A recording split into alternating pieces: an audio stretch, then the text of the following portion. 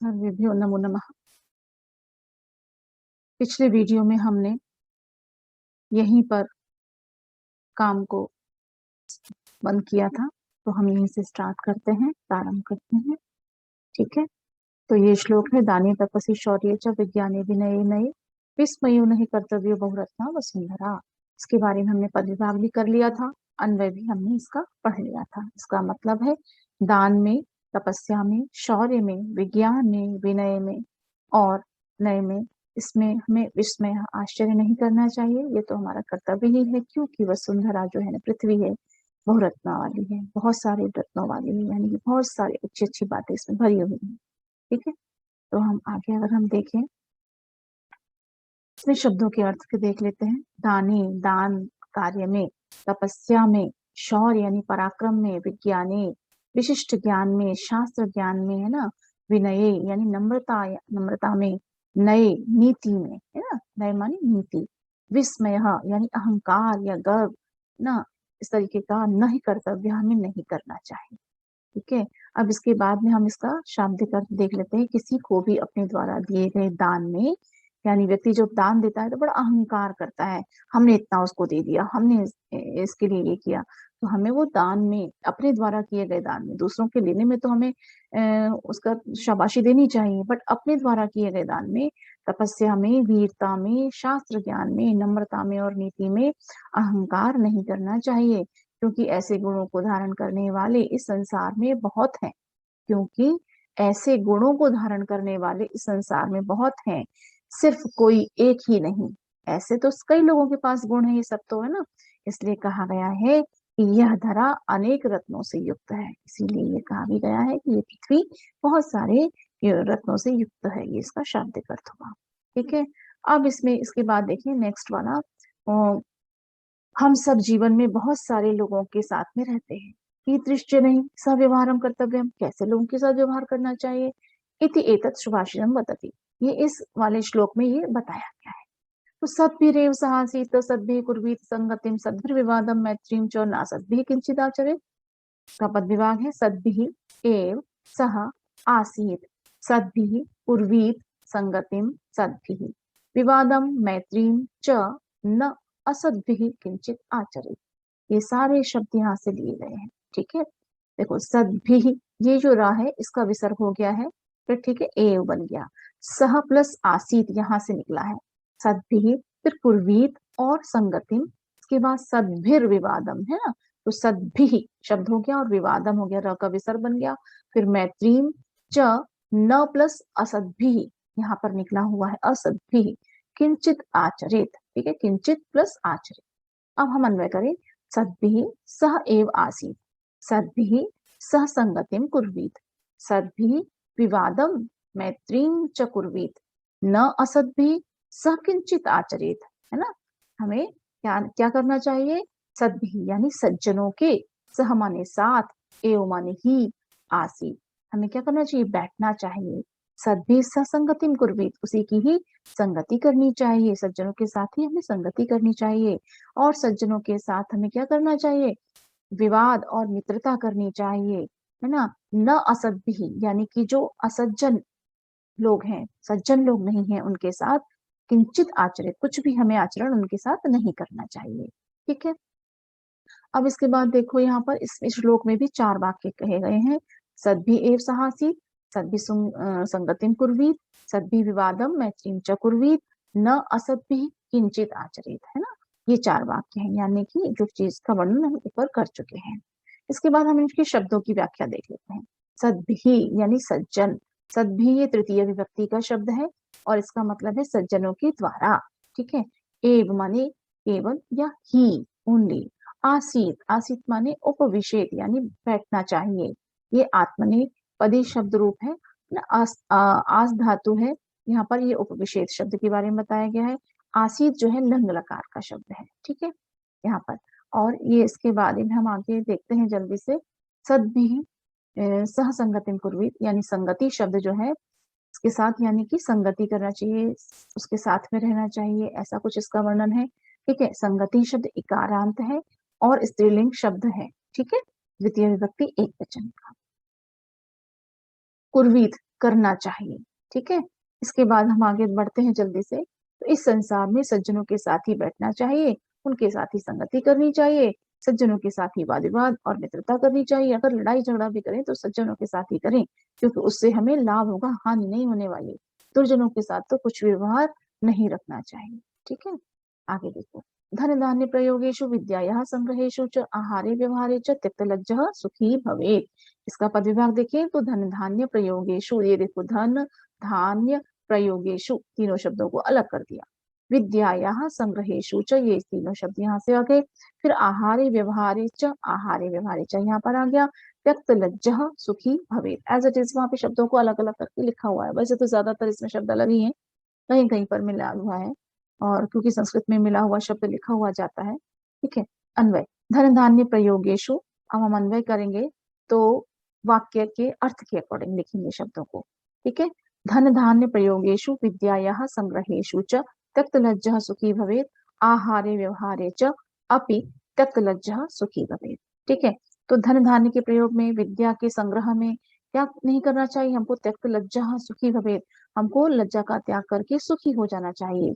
और आहारे व्यवहारे, यानी खान पान में और व्यवहार में भी हमें लज्जा को त्याग करके सुखी होना चाहिए। इसका शाब्दिक अर्थ हुआ। अब इसके बाद अगर हम देखें तो यहाँ पर भी लज्जा कुत्र कुत्र न करणीया, हमें यहाँ पर कहाँ कहाँ लज्जा नहीं करनी चाहिए? धन के प्रयोग करने में नहीं करनी चाहिए, है ना, यानी शर्म नहीं करनी, संकोच नहीं करना चाहिए। धान्य से अथवा अन्य से संग्रहे लज्जा न करणीय, यानी धान्य के, यानी अन्न वगैरह के संग्रह करने में भी हमें धन को एकत्रित करने में, अन्न को एकत्रित करने में भी हमको लज्जा यानी संकोच नहीं करना चाहिए। विद्या अगर अध्ययन करनी है तो भी हमें लज्जा नहीं करनी चाहिए, क्योंकि कोई भी व्यक्ति, अगर छोटे से छोटा व्यक्ति भी अगर किसी के पास कोई गुण है तो उसको हमें उससे सीखना चाहिए, है ना, उसको अगर हमें पूछने में संकोच नहीं करना चाहिए। भोजन समय, यदि हम मान लो कहीं गए हैं, कहीं खाने भोजन पर गए हैं और वहां हम संकोच करेंगे तो भूखे ही उठ के आना पड़ेगा, तो यानी कि वहां पर भी हमें संकोच नहीं करना चाहिए। और दैनिक व्यवहार में भी हमें संकोच नहीं करना चाहिए। ठीक है, इसका शाब्दिक अर्थ हम शब्दों का देख ले तो धन धान्य प्रयोगेश, यानी कि इसके मतलब इसमें सप्तमी विभक्ति का शब्द है, इसमें अकारांत पुल्लिंग शब्द है, सप्तमी विभक्ति का बहुवचन प्रयोग किया गया है। त्यक्तलज्जः, ये भी अकारांत पुल्लिंग शब्द है, प्रथम विभक्ति एक वचन है। सुखी यानी संतुष्ट, ये भी यहाँ पर हम देखें तो सुखी, जो सुखी सुखिन नकारांत शब्द है, नकारांत लेकिन पुल्लिंग है। ठीक है, प्रथमा विभक्ति एक वचन में सुखी शब्द बनता है। भवेत, और ये भू धातु का विधिलिंग लकार का शब्द है, एक वचन। भवेद भवेताम भवेयुः, ऐसा शब्द रूप, इस धातु रूप उसका बनता है। ठीक है, तो यहाँ पर अगर हम देखें तो आहारे यानी भोजन आदि में अकारांत पुल्लिंग शब्द सप्तमी विभक्ति एक वचन है, आहारे, है ना, बालके। व्यवहारे में भी सेम ही है। ठीक है, इसके बाद अगर हम देखें तो इसका तात्पर्य क्या है? धन के संपत्ति के प्रयोग में, ज्ञान संग्रह में, भोजन के संदर्भ में, अन्य जनों के साथ आचरण करने में, और इन स्थानों में संकोच हमें नहीं करना चाहिए। नहीं, इस अगर हम संकोच करेंगे तो हमारा जीवन जो है सुगम नहीं होगा, आसान नहीं होगा। इसीलिए हमें संकोच रहित होना चाहिए इन चीजों में। ठीक है, आगे इसका अर्थ देख ले तो धन धान्य के प्रयोग में और विद्या के संग्रह में तथा आहार व्यवहार में लज्जा को छोड़ने वाला ही सुखी होता है। ये इसका शाब्दिक अर्थ हम पहले भी कर चुके हैं।